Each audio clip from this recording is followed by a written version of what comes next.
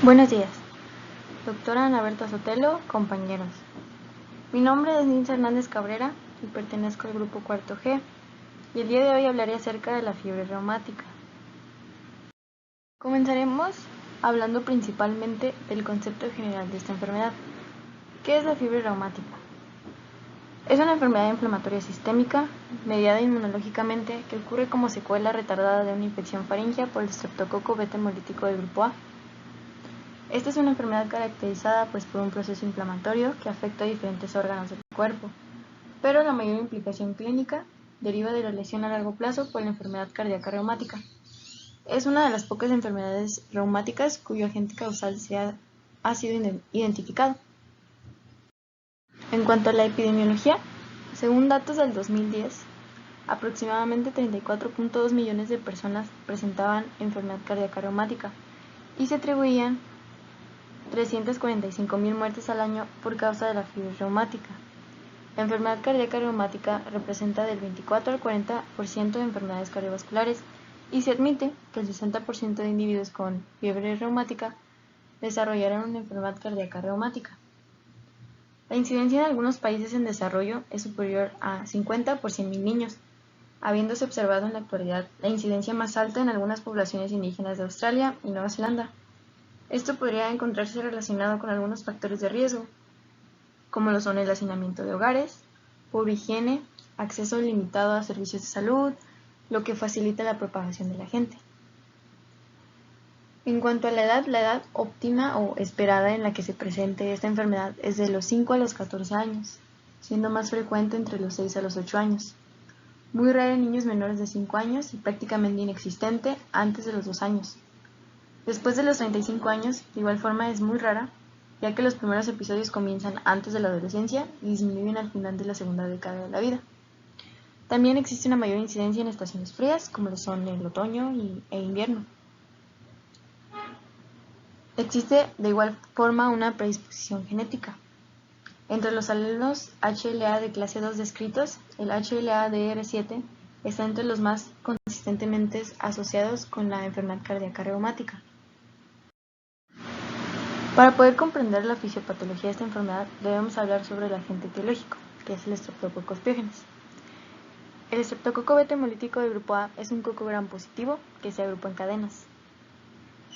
Es el único miembro de este grupo de streptococos que puede iniciar una fiebre reumática aguda.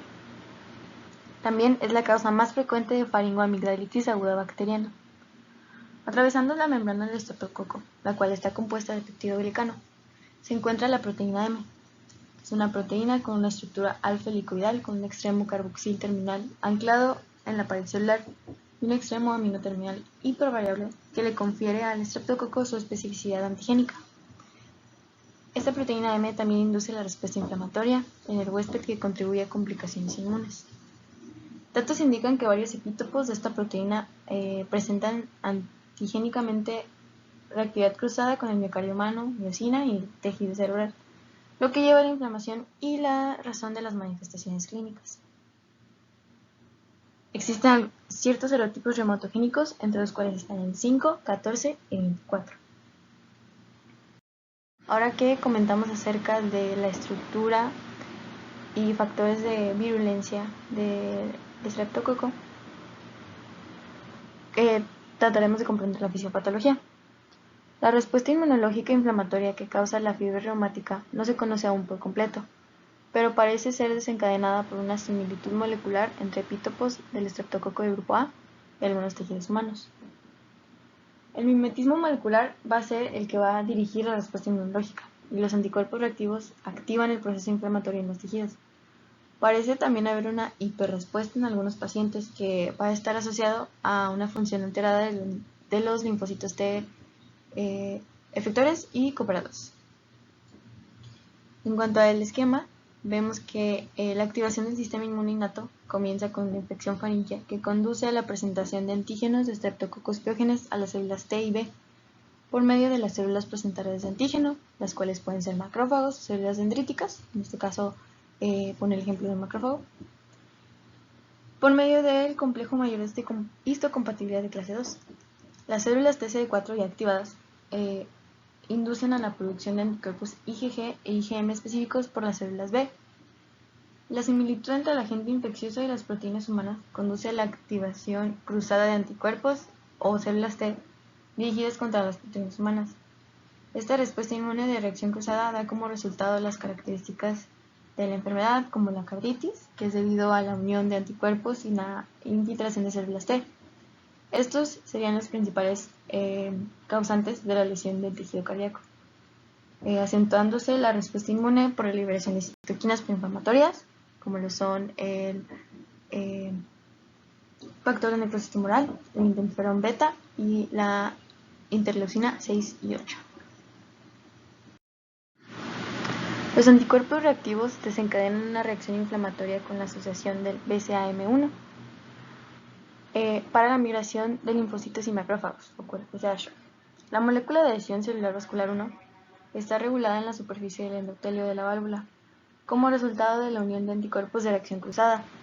Esto conduce a la adherencia de célula TSD4 al endotelio con la infiltración posterior de células en la válvula. Las células T entonces iniciarán una respuesta Th1 con la liberación de interferón gamma. La inflamación conduce al reclutamiento entonces de células T. La unión del epítopo puede ocurrir en la válvula, donde las células T responden contra otras proteínas cardíacas como la abimectina y la tropomicina y provocan la formación de lesiones granulomatosas debajo del endocardio, conocidos como cuerpos de Ashworth. Estos cuerpos de Ashworth los mencionaremos un poquito más adelante también. Son focos de necrosis fibrilar que clásicamente se encuentran en el miocardio y son patognomónicos de la fiebre reumática e inicialmente están rodeados por macrófagos y células plasmáticas. En cuanto a la anatomía patológica, la inflamación que produce la fiebre reumática es el resultado de una vasculitis difusa que afecta a los vasos más pequeños y se caracteriza por la proliferación de células endoteliales.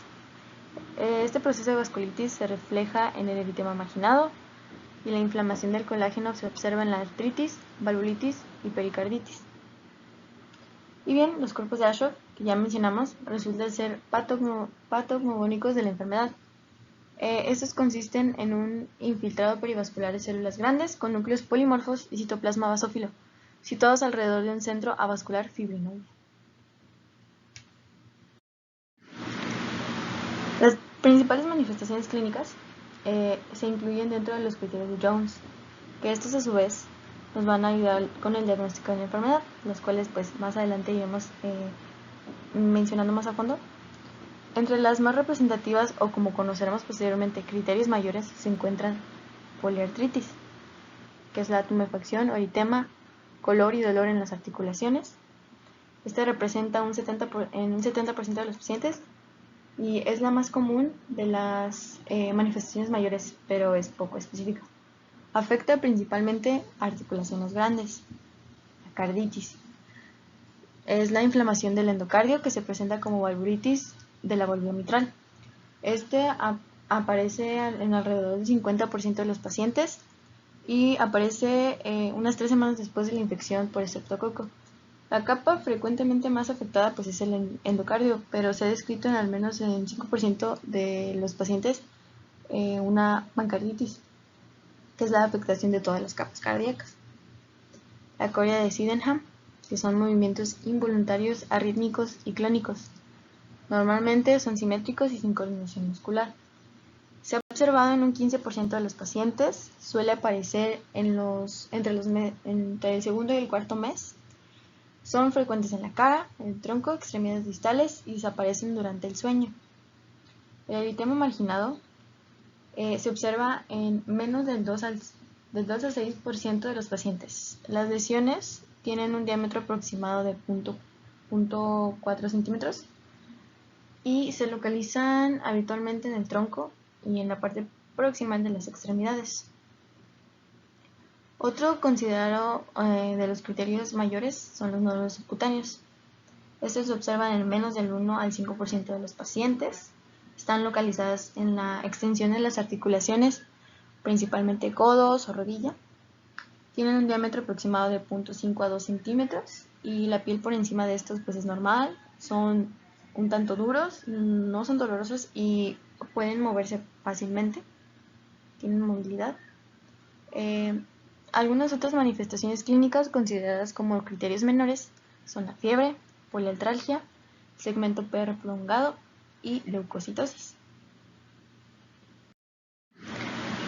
En cuanto al diagnóstico, como ya se mencionó anteriormente, los criterios de Jones nos permiten diagnosticar la enfermedad dependiendo de las manifestaciones clínicas del paciente. Los criterios de Jones fueron actualizados por última vez en 2015 por la American Heart Association. Tenemos que, para poder dar un correcto diagnóstico de la fiebre reumática, siempre debe existir una evidencia de infección precedente por estreptococo del grupo A. El diagnóstico inicial son 2 criterios mayores o un criterio mayor más 2 criterios menores. Y bien, el recurrente son 2 criterios mayores o 1 mayor más 2 criterios menores o 3 menores. Estos criterios mayores y menores ya mencionamos un poco de ellos, pero se van a subdividir dependiendo del tipo de población, ya sea de alto o de bajo riesgo. Como ya vimos, hay ciertos factores de riesgo que predisponen más a las personas, como el factor hereditario, el hacinamiento de los hogares, permitiendo la propagación de la gente. En el caso de las poblaciones de bajo riesgo se encuentra la carditis, poliartritis, coria, eritema marginado, nódulos subcutáneos. En cambio, en las poblaciones de riesgo moderado o alto existen 2 criterios extra, que son la monoartritis y la monoartralgia. En cuanto a los criterios menores, igual en la población de bajo riesgo tenemos poliartralgia, fiebre por encima de 38.5 grados centígrados, una BCG por encima de 60 milímetros por hora o un PR prolongado para la edad, pero esto se exceptúa a menos que la carditis esté considerada como un criterio mayor. Así, en las poblaciones de alto riesgo se van a presentar monoartralgia, igual fiebre, la BCG elevada y el PR prolongado para la edad, igual exceptuando si la carditis está presente como un criterio mayor. Existen otros criterios que estos están propuestos por la OMS, que estos son del año 2002-2003, que son para el diagnóstico de fiebre reumática aguda y enfermedad cardíaca reumática basada en los criterios de Jones. Las categorías diagnósticas tenemos como primer episodio de fiebre reumática 2 criterios mayores o 1 mayor más 2 menores, junto con la evidencia de la infección previa a estreptococo del grupo A. Este es un criterio muy importante. Igual, un ataque recurrente de fiebre reumática en pacientes sin afección cardíaca, tenemos 2 criterios mayores o 1 mayor más 2 menores, junto con la evidencia de infección previa por estreptococo. Un ataque recurrente de fiebre reumática en pacientes con afección cardíaca requiere 2 criterios menores, junto con la evidencia de infección previa por estreptococo del grupo A. La coria de Sydenham no requiere ni manifestaciones mayores ni la evidencia previa de estreptococo. Igual, la lesión cardíaca inicial subclínica tampoco requiere manifestaciones ni evidencia de infección previa por estreptococo. Y en cuanto a la última categoría diagnóstica de lesiones valvulares crónicas de enfermedad cardíaca reumática, tampoco requiere ningún otro criterio para ser diagnosticado con enfermedad cardíaca.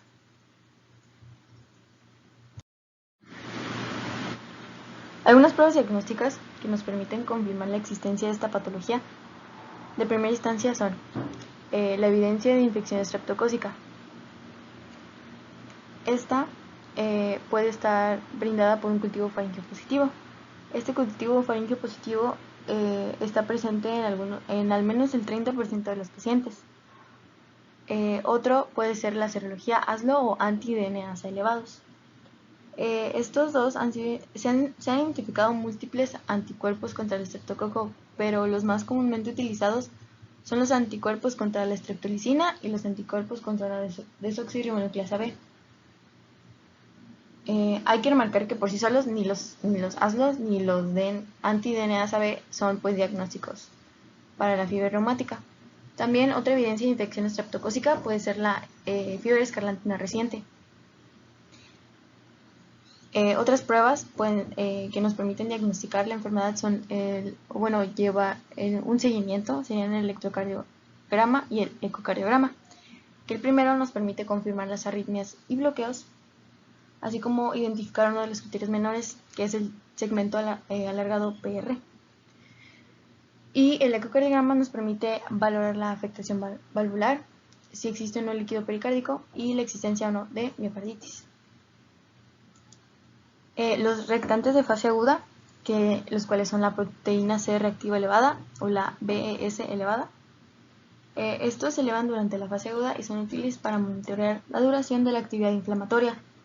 La velocidad de nitrosalimentación usualmente se encuentra por encima de los 80 minutos por segundo, pero si es de 60 minutos por segundo es poco probable para el diagnóstico. Son varias las enfermedades que entran en el diagnóstico diferencial de la fiebre reumática y la enfermedad cardíaca reumática, como lo pueden ser la artritis séptica, las enfermedades reumáticas, la artritis vírica y reactiva, enfermedad de Lyme, endocarditis infecciosa, enfermedad del suero, leucemia o linfoma, gota o pseudogota, o bien anemia de células falciformes. Es importante destacar que algunos pacientes con coria de Sydenham son erróneamente diagnosticados como un problema de conducta, cuando pues, es parte de un criterio mayor de esta enfermedad.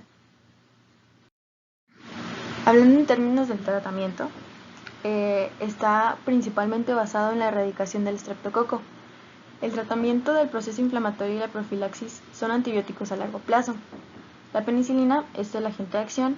La vía intramuscular parece más efectiva en aquellos pacientes con afectación cardíaca. Entre los antibióticos utilizados para la erradicación del estreptococo, pues tenemos principalmente la penicilina benzatina, como ya mencionamos es intramuscular, única, y en cuanto a su dosis, en pacientes menores de 27 kilogramos se les suministra 6.000 unidades internacionales y por encima 1.200. La penicilina B también es un importante antibiótico que participa igual en la prevención primaria.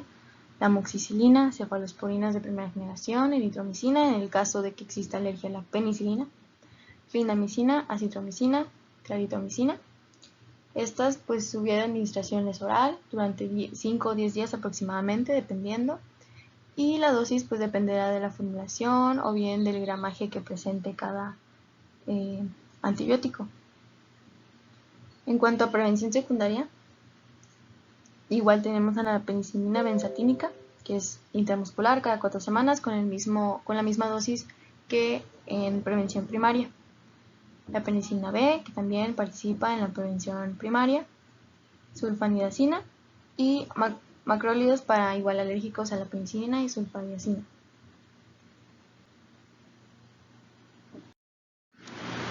Ya hablamos sobre el tratamiento para la erradicación del estreptococo, pero ahora es importante mencionar el tratamiento para las manifestaciones clínicas. La aspirina en dosis de 80 a 100 miligramos por kilo por día, en 4 dosis de 4 a 8 semanas, va dirigida a la fiebre, artritis y artralgias. El tratamiento inicial pues es de 4 a 8 semanas, dependiendo de la respuesta clínica, y posteriormente se disminuye de manera progresiva hasta la suspensión en 4 semanas más. Los corticoides pues también reducen de manera significativa la respuesta inflamatoria de la carditis severa. Y también especialmente pueden ayudar a reducir la fiebre y los reactantes de fase aguda. En casos de carditis severa se sugiere administrar prednisona, que son con dosis de 2 miligramos por kilo por día, en 1 o 2 dosis por día por 3 a 4 semanas. Una semana antes de terminar los corticoides, en el caso de que se hayan suministrado, se recomienda administrar aspirina con el objetivo de evitar el rebote de los síntomas inflamatorios. En casos de carditis leve o moderada, se recomienda simplemente el tratamiento con aspirina. En el caso de la corea, cuando hay manifestaciones leves, se recomienda solamente reposo y evitar los factores de estrés físico y emocional. En caso de síntomas más severos, se ha propuesto el uso de haloperidol, 1.5 a 1 miligramo por kilo por día, en un tiempo de 8 a 12 semanas. También el ácido valproico, carbamazepina y el fenobarbital también han sido utilizados exitosamente para el tratamiento de la corea. En cuanto a profilaxis, la prevención primaria es primordial y esta hace referencia a medidas encaminadas a optimizar el estado socioeconómico, hacinamiento, nutrición, atención médica y educación pública. La prevención primaria se basa, pues, como ya habíamos mencionado, en el tratamiento de la faringitis sintomática causada por estreptococo del grupo A. En la actualidad existen diversas vacunas en estudio en contra del estreptococo del grupo A basadas en algunos serotipos de la proteína M, pero pues estos aún se encuentran bajo investigación. La prevención secundaria. La administración de antibióticos a largo plazo en pacientes con antecedentes de fiebre reumática aguda permite reducir las recaídas y, por tanto, prevenir nuevos episodios, así como la aparición y el desarrollo de enfermedad cardíaca reumática. Algunas recomendaciones para disminuir el dolor asociado a la administración intramuscular de la penicilina benzatina son calentar la temperatura ambiente, añadir 0.5 o 1 miligramo de lidocaína al 1%, aumentar el volumen a administrar hasta un 3.5 mililitros o utilizar agujas más pequeñas, pues precisamente para evitar que el paciente sufra. Las recomendaciones internacionales vienen marcadas pues principalmente por la OMS, algunos criterios de Australia y otros de Estados Unidos. Menciona obviamente la dosis en unidades internacionales, el intervalo de las inyecciones de penicilina, si es de bajo riesgo, el tiempo, o si es de bajo riesgo, de riesgo importante, y dependiendo si existe o no carditis, si es moderada, si es cruda, etc. Y bien, en cuanto al pronóstico, la morbilidad de la fiebre reumática se asocia fundamentalmente con la afectación cardíaca y el grado de lesión valvular. Aunque el desarrollo de la cirugía cardíaca ha mejorado el pronóstico de esta complicación, la mortalidad es poco frecuente y se asocia fundamentalmente con cuadros de mancarditis en la fase aguda. La afectación cardíaca entonces marcará el pronóstico a largo plazo, mientras que la artritis, la corea y el eritema marginado son autolimitados. Se ha demostrado hasta un 80% de los pacientes que reciben de manera prolongada la profilaxis adecuada, los signos de afectación cardíaca pueden llegar hasta desaparecer. Entonces tenemos que el pronóstico va a depender tanto de las manifestaciones clínicas, la gravedad de la presentación y las recurrencias. Y bueno, esto sería todo. Muchas gracias por la atención prestada. Que tengan buen día.